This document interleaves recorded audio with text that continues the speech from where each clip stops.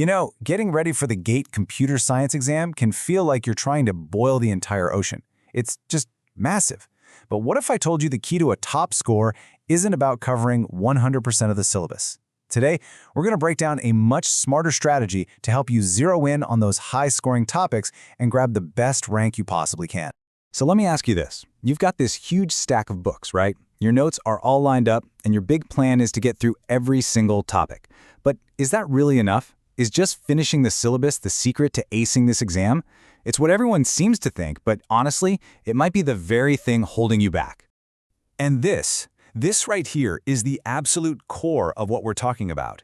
The GATE exam isn't a test of how much you can memorize from the syllabus. It's a test of one thing. Can you apply what you know to solve problems under pressure? That's it. And that distinction is absolutely crucial. So that leads us right into our first big idea, what I call the syllabus trap. You've got to understand this because it's a pitfall that so many students fall into year after year, and it's one of the biggest reasons people don't get the scores they deserve. So what does this trap actually look like? Well, it's when you spend months and months chasing that magical 100% coverage, trying to learn every single little detail. And what's the result? You completely run out of time for the one thing that actually matters: practice. You might know the theory, but if you haven't practiced relentlessly, you're going to freeze when you see those questions on exam day. Okay, so how do we get out of this trap? It's not about working harder, it's about working smarter. We need a totally new approach, and that's the SMART strategy. This is all about making a mental shift from a mindset of quantity to one of quality. Okay, so let's break this down. On one side, you've got the old method, syllabus coverage. The goal is to just finish everything. This usually leaves you feeling spread thin with super low confidence. But on the other side, you've got the SMART method, topic mastery. Here, you pick the topics that give you the most bang for your buck, the high-yield ones. And your goal isn't just to learn them, it's to practice until you can solve any question they throw at you. You become a problem-solving machine for those topics. Now, to actually do this, you're going to need the right toolkit. So think of this next part as us building your personal toolkit, giving you everything you need for a high-scoring preparation plan. Think of these as the 3 non-negotiables for your prep. First, we're going to focus on getting answers right. Period. Speed will come later. Second, it's not just about managing your time, it's about managing your energy.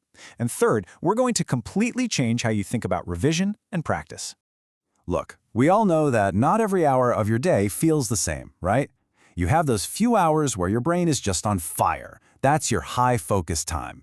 Use that precious window for the really hard stuff, learning a tough new concept or tackling complex problems.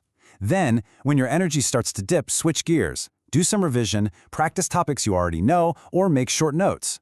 It's about matching the task to your energy level. All right, when it comes to revision, we need to get super tactical. For stuff that's just pure memorization, create formula sheets. But for concepts, you have to use active recall. That means you close the book and you try to explain the idea out loud, to yourself. That's what really burns it into your brain. And after every single test you take, you need to become a detective. Hunt down every mistake, figure out why you made it, and promise yourself you'll never make that same mistake again. Okay, deep breath. This is the part I know you've been waiting for.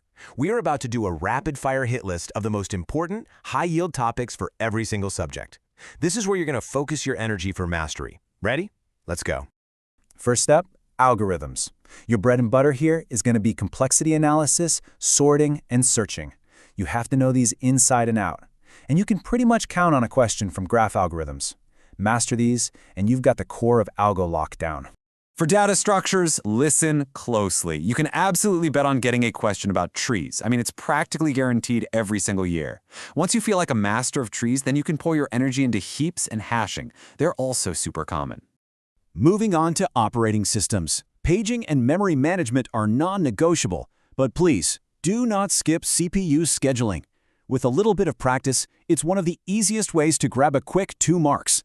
The really tricky stuff, like process synchronization and deadlocks, you can save those for later if you're running low on time. Okay, computer networks. This one is massive. You absolutely have to be strategic here or you'll get lost. So, focus on the fundamentals, the TCP/IP model and IP addressing. Seriously, most questions are built on this foundation. Everything else can be considered optional until you've mastered these 2. When you hear DBMS, your brain should immediately think SQL. A question on queries is a total certainty, so get good at it. After that, make sure your concepts are solid on normalization and finding keys. And lately, indexing has become a really popular topic, so definitely give that some attention. Now, I know TOC can look scary, but trust me, it is an incredibly high-scoring subject. You want to know why? Because the patterns are predictable.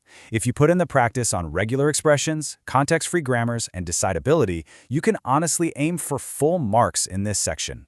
For Computer Organization and Architecture, or COA, it really boils down to 3 topics that you just cannot afford to skip. They are cache memory, pipelining, and floating point representation.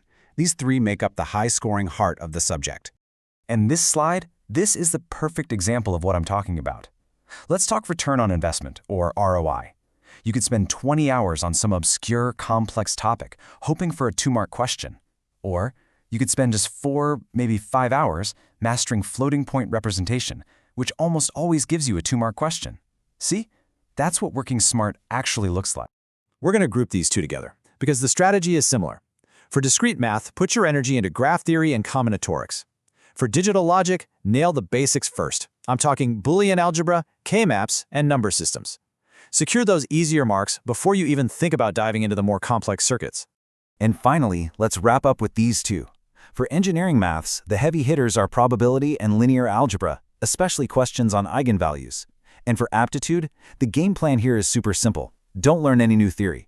Just practice the previous year questions over and over again. The patterns just keep repeating. Whew, okay. We've covered a lot. So now, let's pull all of this together into one final, crystal clear game plan that you can literally start using the second this is over. So here it is, the winning formula. Your mission is no longer to finish the syllabus. Your new mission is to identify these high-impact topics, understand them so deeply that you could teach them, and then practice. Practice until solving those problems feels like breathing. That's how you win. Look, the path of just working hard is crowded, it's exhausting, and frankly, it's inefficient. But the path of working smart, that's strategic, it's focused, and it leads to much better results. So the question is simple. What are you going to do? The choice is all yours.